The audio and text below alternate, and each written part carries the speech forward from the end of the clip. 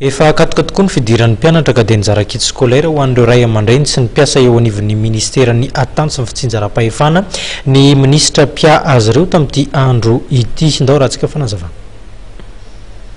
Ho fanampiana ireo ray aman-dreny mpianatra amin'izao akatoky ny fidiran'ny mpianatra izao dia mizara fitaovam-pianarana ho an'ireo mpiasa sy ray aman-dreny eo anivon'ny ministeran'ny atanjo sy ny fitsinjaram-pahefana ny ministra ho fanalana ny vesatra ireo ray aman-dreny amin'ny fidirana no isan'ny antony izany.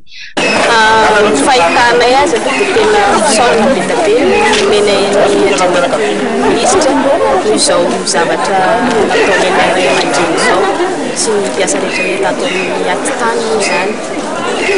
Izay zany fisaorana be dia be zany menay ny andriamatoa ministra. Manampy tokoa ilay izy satria be dia be izao tsy mety manana amin'ilay izy no nisy an'ity fanomezana avy amin'ny ministra ity zany dia tena manampy tokoa ilay izy. Ankizy miisa 750 raiky izany no azo tombona amin'ireo izay nozaraina fitaovam-pianarana.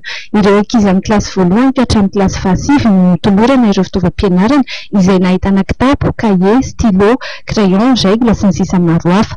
Efa fanan'ny ministera isan-taona moa ny hetsika tahaka izao rehefa fiandohan'ny fidiran'ny mpianatra.